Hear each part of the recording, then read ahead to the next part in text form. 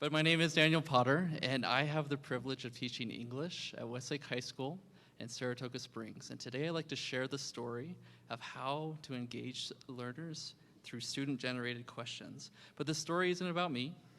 It's about Aidan. Aidan is a typical student. He kind of slept through my first period class in technical writing, and basically I could see Aidan had a lot to offer, but I just couldn't get him to show the rest of the world. I was concerned because I knew Aidan wasn't developing the skills that he would need pretty soon. I wasn't preparing him to meet the demands of a changing world, and I stubbornly sought out a way to spark some life into this boy that hid so much potential. I found an answer from this man, Tony Wagner, who spent years interviewing scores of CEOs, professors, and professionals to determine the skills today's graduates need. He compiled their responses into what he called the 7 survival skills for careers, college, and citizenship. These resonated with me, but when he reported the most frequent response he received was that they needed the ability to ask good questions, I was floored. For years, I had been trying to help students find the answers, but I really needed to help them ask the right questions. That crucial skill of curiosity and imagination was what the world demands, and this is what Aidan lacked as he slumped over in his desk. Fortunately for him, though, I soon learned a technique from my colleagues that would ignite his passion and his curiosity. I had to hand over the steering wheel to Aidan. He had to experience the thrill of driving his own learning, and the key to making this happen was through a simple activity called question formulation.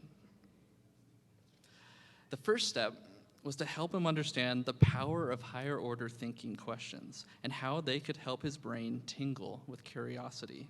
As an example, I posed the question to him and his class, what does it look like to actually have your dream job? To show what this looks like in the real world, I showed a clip of a typical workday at Adobe, whose Utah campus is just down the road from us in Lehigh.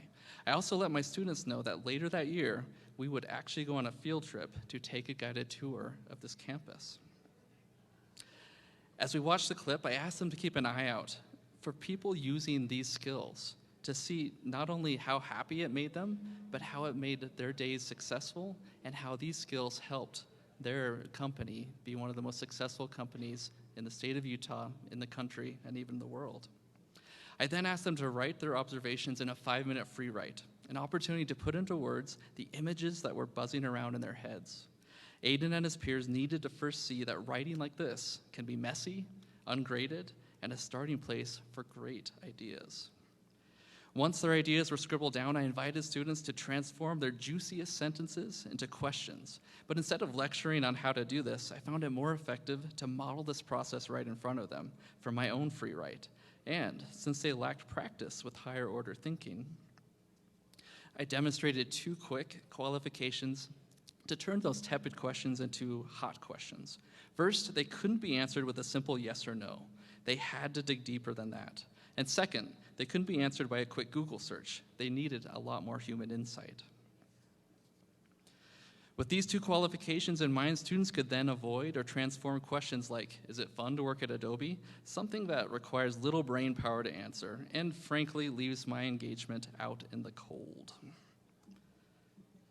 When given a little modeling and time to tinker, these tepid questions can catch fire, like this one.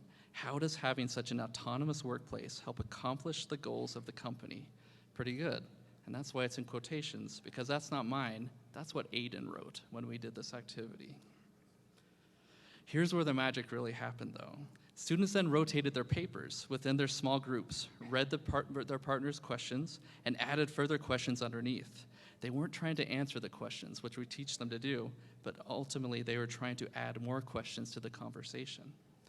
After a few rounds of rotating, each group then came to a consensus of the hottest questions at their tables. The discussion was electrifying, and they shared their top choices to go on our official class hottest questions list.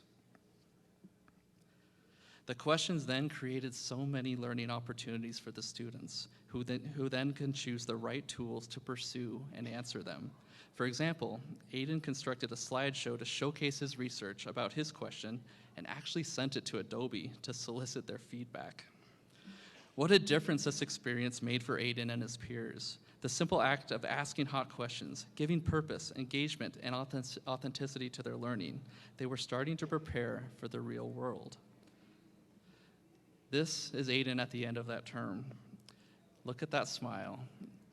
I love that he reflected in his video how this process, quote, changed my life. I hope with this smile, we're able to see if we can just meet our learners where they are with their passions.